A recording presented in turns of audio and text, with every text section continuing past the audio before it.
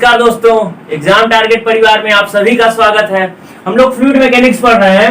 अब बात करेंगे आगे, जितना हमने कल पढ़ा है पिछले लेक्चर में उसके आगे की बात करते हैं। अगला है पॉइंट आपका हाइड्रोलिक ग्रेड लाइन।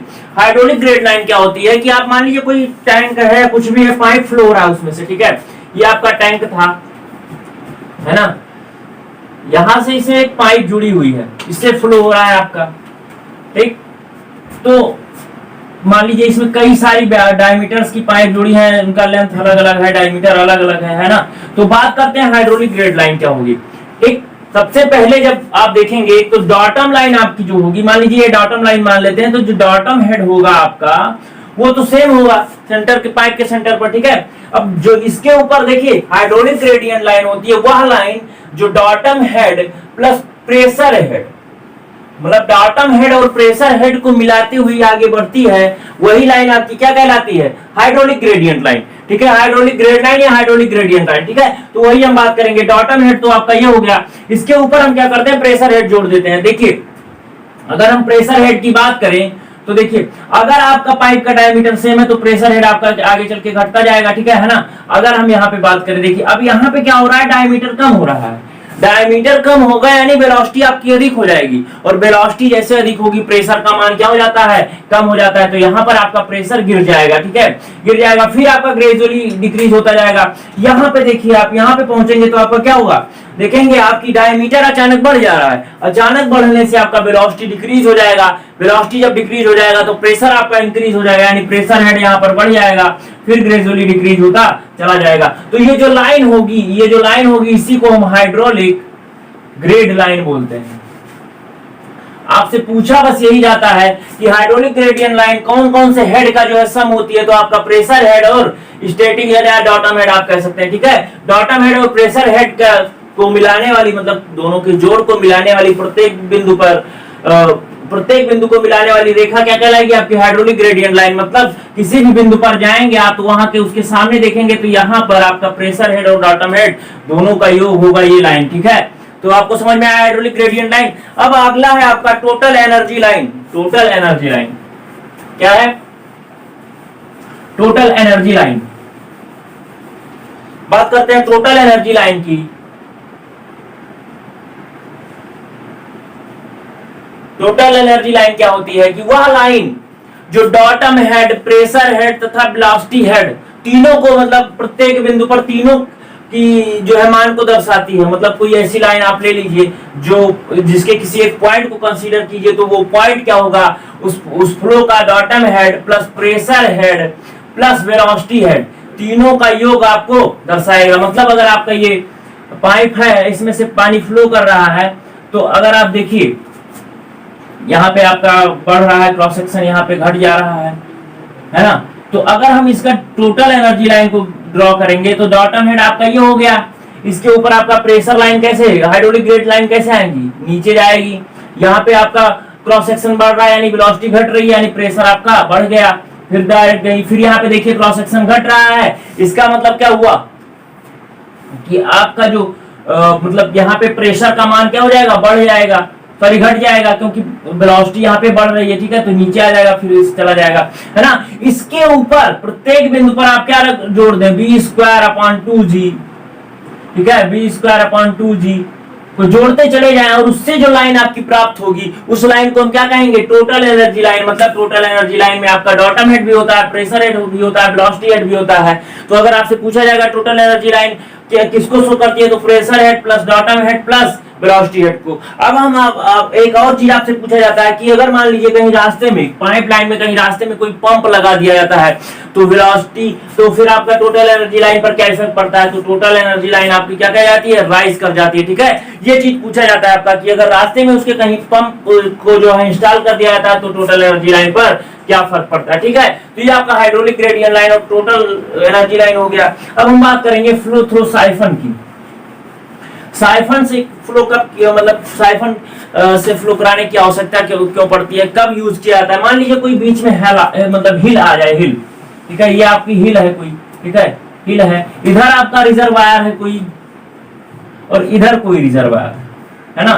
इसका एलिवेशन हाई है, इसका लो है, या फिर जो भी सेम एलिवेशन पे है, कुछ भी है, और इधर आपका हिल है, तो इस रिजर्वायर से इस रिजर्वायर में पानी ले जाने के लिए जो अरेंजमेंट किया जाता है, जो साइफन लगाया जाता है, जो पाइप लगाई जाती है, इसी को साइफन कहते हैं। और ये जो साइफन होता है, अब बताइए आप साइफन का यूज कब किया जाता है?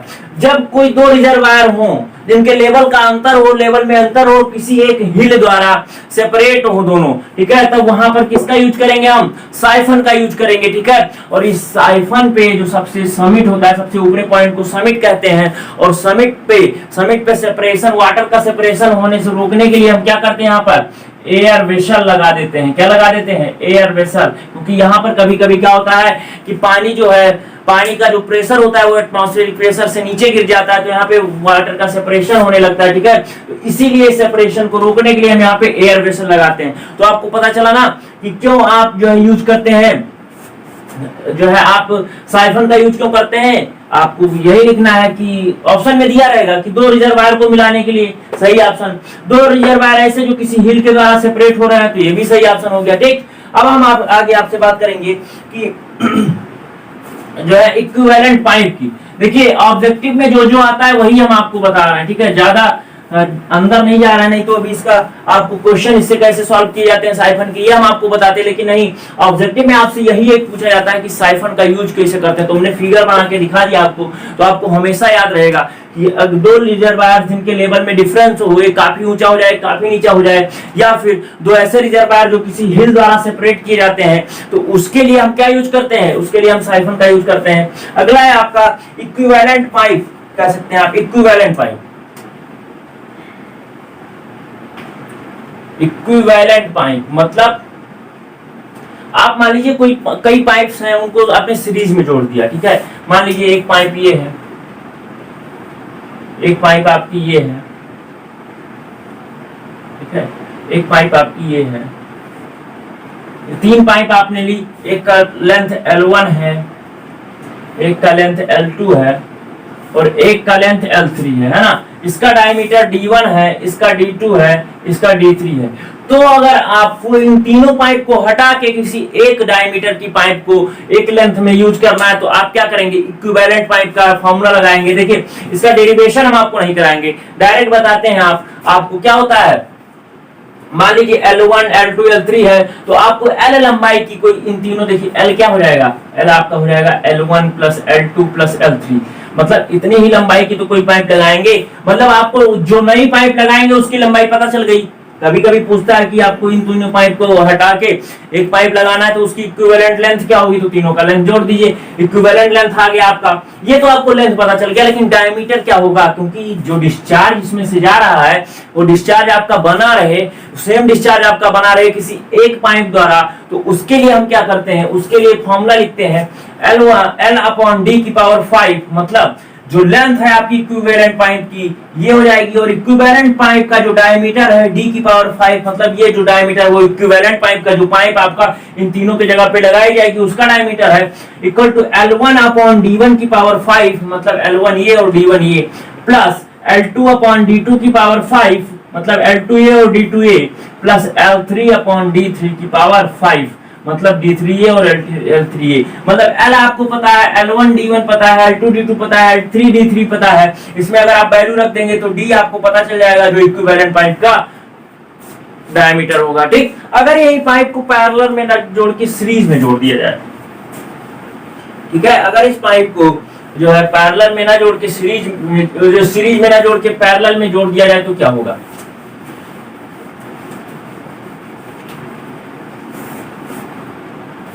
अच्छा हमको एक बात बताइए, जब कोई भी पाइप पैरेलल में जोड़ी जाएगी, मान लीजिए एक पाइप ये आ रही थी, है ना, ये पाइप आ रही थी, इसमें एक पाइप इधर जोड़ दिया गया,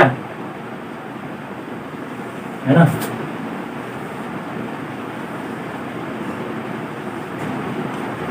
ठीक है, बीच में ये पाइप, एक पाइप ये जोड़ दी गई, एक पाइप ये जोड़ दी गई।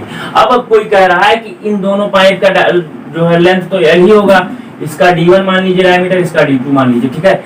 और फ्रिक्शन फैक्टर अगर इसका अलग अलग हो, F1 F2, ठीक है, अगर अलग अलग है तो अब हमको बताइए कि ये लेंथ तो दोनों की सेम होगी। अगर पैरेलल पाइप है दोनों की लेंथ सेम होगी, ठीक।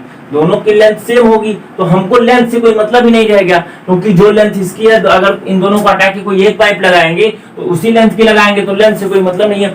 इसका जो फॉर्मूला होता है, अगर फ्रिक्शन फैक्टर अलग अलग है दोनों पाइप का, ठीक है, फ्रिक्शन कोएफिशिएंट दोनों पाइप का अलग है, तो क्या हो जाएगा, d अपॉन f की power 5/2 equal to d1 upon f1 की power 5/2 plus d2 upon f2 की पावर 5/2। समझ में आया? d1 अपॉन f1 की power 5/2 plus d2 upon f2 की पावर 5/2। ठीक, अगर आप देखिए ये चीज समझ में आ गया ना कि d1 अपॉन f1 की पावर 5/2 प्लस d2 अपॉन, अब बताइए देखिए एक ही कनेक्शन में आप दो पाइप अलग अलग फ्रिक्शन फैक्टर की नहीं यूज करते हैं जनरली, तो अगर आपका f1 बराबर f2 हो जाए तो देखिए f1 बराबर f2 बराबर f के हो जाए तो देखिए ये f कट जाएगा, तो d की पावर 5/2 मतलब d1 की पावर 5/2 प्लस d2 की पावर 5/2। कहने का मतलब ये है कि अगर आपको किसी इक्विवेलेंट पाइप लगाना है दो पैरेलल पाइप की जगह पर, तो उसका डायमीटर जो हो जाएगा d1 की पावर 5/2 प्लस d2 की पावर 5/2 करके ऐड कर देंगे, और उसका तो ये इधर घात तो इधर लेके चले जाएंगे, तो जो डायमीटर आपका आएगा वही आपका क्या कहलाएगा, इक्विवेलेंट पाइप का डायमीटर। अब बताइए कभी कभी एक ऑप्शन में पूछ दिया जाता है कि पैरेलल पाइप का यूज क्यों करते हैं, ठीक है, मान लीजिए कनेक्शन में हम क्यों पैरेलल पाइप लगाएंगे, ठीक है, तो ये मेन पाइप थी आपकी, है ना, मेन पाइप थी, इससे डिस्चार्ज क्यों था, पहले हमने क्या किया कि आगे चल के हमने इसमें जो है क्या किया, पैरेलल पाइप लगा दिया, ठीक है, हमने इसमें क्या किया कि पैरेलल पाइप्स लगा दिए। ठीक, अब बताइए हमको पैरेलल पाइप लगाए तो इसका डिस्चार्ज Q1 हो गया, इसका भी Q1 हो गया, ठीक है, मान लेते हैं सब कुछ बराबर है, d1 d2 दोनों बराबर है, इसका डायमीटर भी बराबर है, लेंथ भी बराबर है, फ्रिक्शन कोएफिशिएंट भी बराबर है, तो दोनों का डिस्चार्ज भी बराबर होगा। तो जब हम इसको लगाते हैं तो ये जो Q होता है ये बढ़ के डेल्टा Q और बढ़ जाता है, मतलब डिस्चार्ज आपका जो मेन पाइप होती है उससे बढ़ जाता है। ऑप्शन में ये दिया जाता है कि अगर आप पैरेलल पाइप लगाते हैं तो क्यों लगाते हैं, तो पैरेलल पाइप लगाने से जो मेन पाइप का डिस्चार्ज होता है, मेन पाइप आपकी ये हो गई, वो डिस्चार्ज आपका क्या कर जाता है, इंक्रीज कर जाता है। तो कभी कभी ये भी कहा जाता है कि डिस्चार्ज को इंक्रीज करने के लिए ही हम पैरेलल पाइप का यूज करते हैं, ठीक है, तो दोनों तथ्य आपके लिए सही है, दोनों तथ्य आप याद रखेंगे। अब हम बात करेंगे, अच्छा एक जो हमने अभी बताया L1 अपॉन d1 की power 5 plus L2 upon d2 की power 5 plus L3 upon d3 की पावर 5, ये हो गया L बाई डी की पावर 5। इस इक्वेशन को कभी कभी पूछा जाता है क्या कहते हैं, तो इसे डुबेट्स इक्वेशन कहते हैं।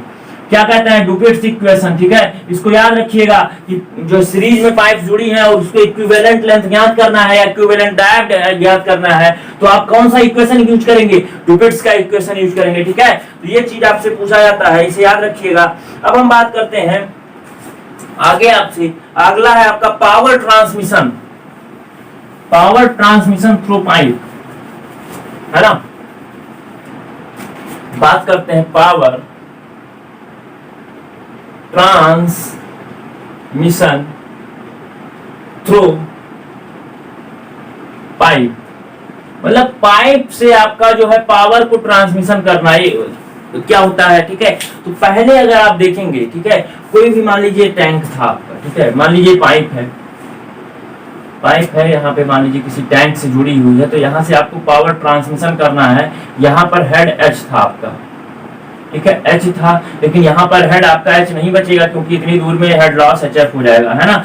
तो पावर ट्रांसमिशन थ्रू पाइप क्या होता है, देखिए इनपुट, ठीक है, पावर इनपुट कितना होगा, इनपुट मतलब यहाँ पर पावर कितना इनपुट होगा, पावर कितना इनपुट होगा भाई, जितना इसका एनर्जी यहाँ पर वाटर की होगी इस पॉइंट पर, उतना ही तो पावर इनपुट होगा इसमें, तो कितना होगा ओमेगा क्यू एच, ठीक है, ओमेगा क्यू एच, ठीक है, यहाँ पर इनपुट होगा इतना पावर, आउटपुट कितना होगा, पी आउटपुट कितना हो जाएगा, ओमेगा क्यू एच पूरा नहीं बचेगा, एच एफ घट जाएगा, है ना। तो ये इतना हो गया। अब हमको आप बताइए कि कभी कभी पूछा जाता है कि कितना जो है एनर्जी आउटपुट कितना हुई, तो आप ये डायरेक्ट लिख देंगे, इनपुट कितना हुई ये लिख दीजिए। अब अगर हम एफिशिएंसी की बात करें, मतलब पावर ट्रांसमिशन की एफिशिएंसी क्या है, तो ईटा की बात करें तो क्या होता है, इनपुट अपॉन आउटपुट इंटू 100, यही होती है एफिशिएंसी। इनपुट हमने कितना दिया, ओमेगा क्यू एच का, मिला कितना हमें, omega cube H minus H F into 100 कर देंगे आप, तो देखिए ओमेगा क्यू कट गया। अगर हम देखना है इसको तो क्या हो जाएगा, एक्चुअली में हमने उल्टा कर दिया, ठीक है। थोड़ा सा देखिए, जो एफिशिएंसी होती है वो आपका आउटपुट अपॉन इनपुट होता है ना। जो एफिशिएंसी होती है वो होती है आउटपुट अपॉन इनपुट। मतलब कि क्या हो जाएगा कि मतलब आपने कितना इनपुट दिया उसमें से कितना आउटपुट मिला, ये होता है ना।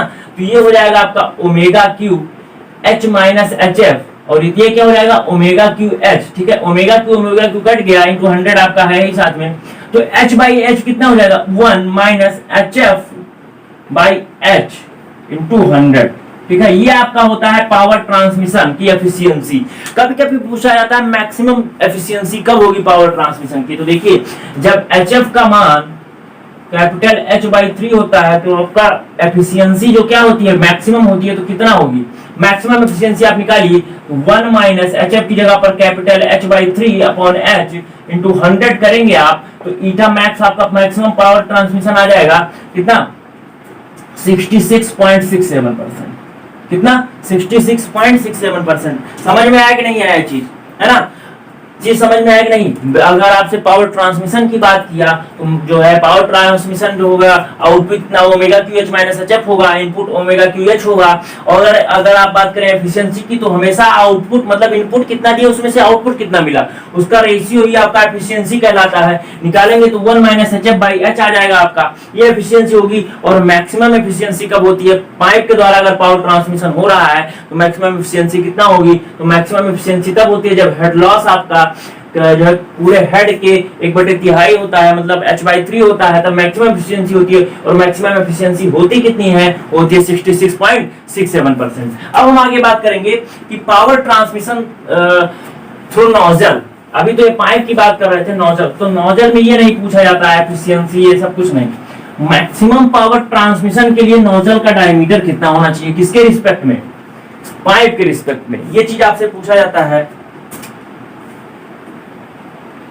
नोजल की अगर हम बात करें तो पूछा जाता है कि मैक्सिमम जो है डायमीटर कितना होना चाहिए, किसके लिए, तो होता है d बराबर आपका होता है d की power 5 upon Q F square Q F L की पावर 1/4, है ना। ये होता है आपका डायमीटर।